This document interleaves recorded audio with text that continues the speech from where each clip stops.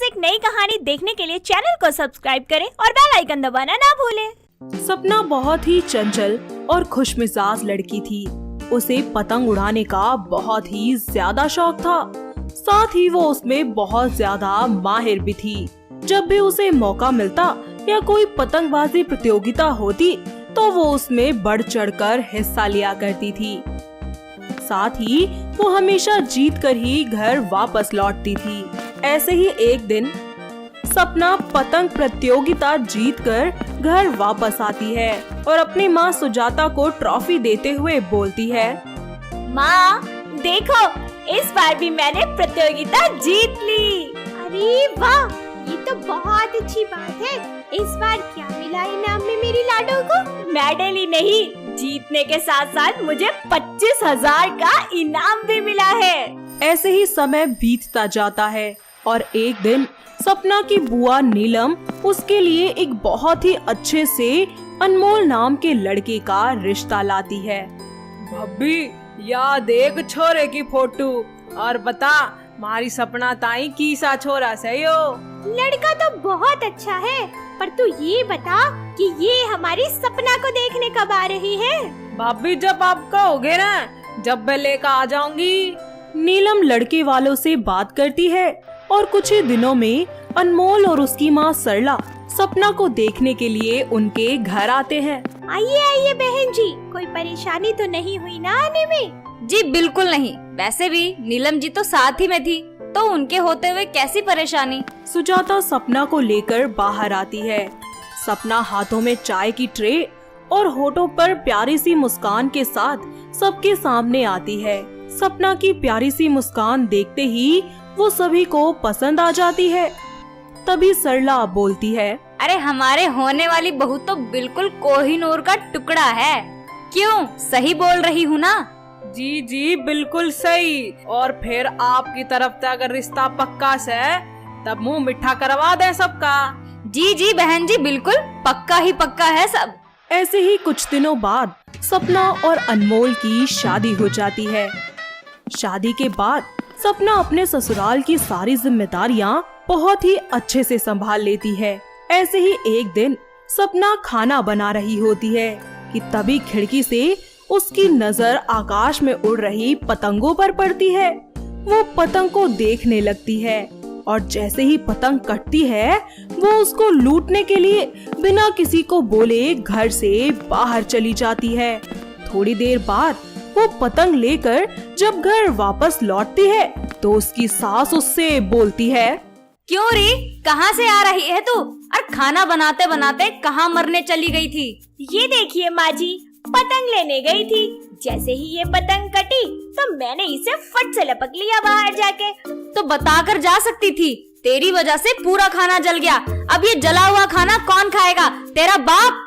सपना सरला की बातों को अनसुना करके खाना दोबारा से बनाने लगती है और सभी को खिलाती है। ऐसे ही एक दिन वो बाजार जाती है और बहुत सारी पतंगे खरीद कर घर ले आती है और अपनी सास से कहती है, ये देखिए माँ जी, मैं कितनी सारी पतंगे लाई हूँ। हम दोनों मिलकर उड़ाएंगे। चलिए चलिए। अच्छा मजाक है बहू, पर इस उम्र में मैं क्या पतंग उड़ाऊंगी? अरे तो क्या हुआ माँ जी, मैंने तो अपनी मम्मी को भी पतंग उड़ाना सिखाया था और आप तो मेरी सासू माँ है, आपको तो मैं जरूर सिखाऊंगी। अरे नहीं बहू, तू ही उड़ा, मुझे नहीं आती ये पतंग वतंग उड़ाने। अरे माँ जी, मैं हूँ ना, आप बस मेरा साथ दीजिए। सपना के बोलने पर सरला उसके साथ छत पर जाकर पतंग उड़ाना सिखाने लगती है। अपनी सास को पतंग उड़ाना सिखाते सिखाते वो पीछे ध्यान नहीं देती और अपनी सास के साथ छत की मुंडेर से नीचे गिर जाती है, जिससे सरला के पैर में और सपना के सर में चोट लग जाती है और वो दोनों खाट पकड़कर बैठ जाती हैं। ऐसे ही वक्त बीतता जाता है। सपना के अंदर फिर से पतंग उड़ाने के ख्याल आते हैं और वो अपनी सास के पास जाकर बोलती है, माँ जी, मैं क्या कह रही थी कि अब आपके पैर ठीक लग रहे हैं, तो चलिए ना हम दोबारा से पतंग उड़ाना शुरू करते हैं और इस बार आपको कुछ नहीं होगा, पक्का। अरे करम जली, पिछली बार भी तू ही थी ना, देख क्या हुआ, तेरी वजह से लंगड़ी हो गई मैं, मेरा पैर टूट गया। अरे माँ जी, आप इतना क्यों डरती हैं पतंग उड़ाने से? मैं हूँ ना आपके साथ। और वैसे भी पतंग उड़ाने में ना कोई मेरा हाथ नहीं पकड़ सकता और ना ही कोई पतंगबाजी में मुझे हरा सकता है। एक बार फिर सपना सरला को अपने साथ पतंग उड़ाना सिखाने लगती है, जिसमें सरला का मांझे से हाथ कट जाता है। तभी सरला बोलती है, अरे तू मेरे शरीर का हर हिस्सा खराब करके ही मानेगी क्या? मेरी एक बात गांठ बांध कर सुन ले, अब ना तो मुझे पतंग उड़ाना सीखना है और ना ही तू पतंग को हाथ लगाएगी, समझ गई? सपना अपनी सास के बोलने पर पतंग उड़ाना छोड़ देती है। ऐसे ही कुछ साल बीत जाते हैं और एक दिन उनके घर के पास में ही पतंग प्रतियोगिता होना शुरू हो जाती है। ये खबर जानकर सपना के मन में भी इस प्रतियोगिता में भाग लेने का मन करता है, तो वो अपनी सास के पास जाकर उनसे कहती है, माँ जी, मैंने सुना है कि हमारे पास में पतंग प्रतियोगिता होने वाली है। क्या ये सच है क्या? बहू, ये बात सच हो या झूठ, तुझे इससे क्या? तू कौन सा इस प्रतियोगिता में भाग लेगी? जी माँ जी, वो तो है, मैं तो बस ऐसे ही पूछ रही थी। सरला की बात सुनकर बेचारी सपना अपनी बात पूरी बोले बिना ही वहाँ से चली जाती है।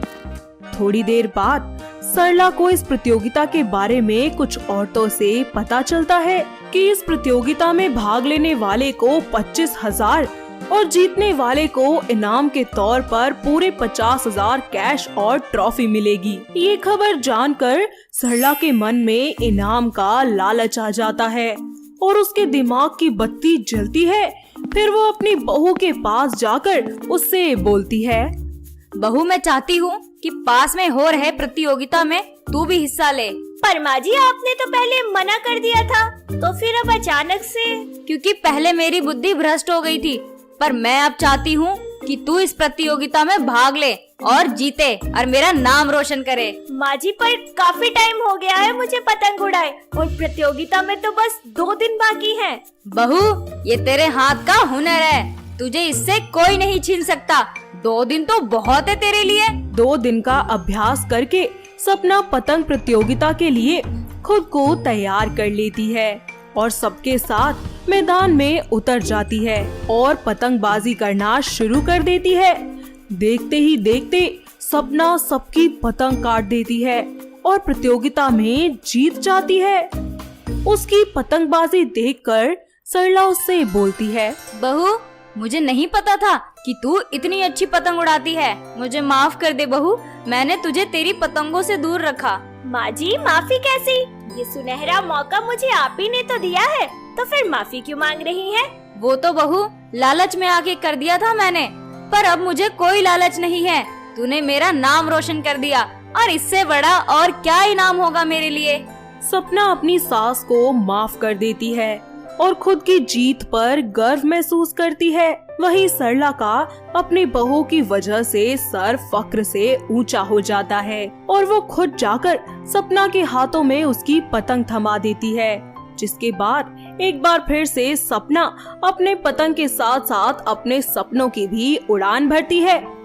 तो दोस्तों, कैसी लगी आपको हमारी ये पतंग उड़ाने वाली बहू? क्या आपके घर के आसपास भी है कोई ऐसी बहू जिसे पतंग उड़ाने का इतना ज्यादा शौक हो और वो इसी तरह सबकी पतंग काट कर जीत हासिल करती हो? अगर हाँ, तो उसे ये वीडियो दिखाइए और हमें कमेंट करके बताइए। दोस्तों, अगर आपको ये कहानी पसंद आई तो इसे लाइक करें, शेयर करें और कमेंट करके बताएं कि कहानी में आपको सबसे अच्छा क्या लगा।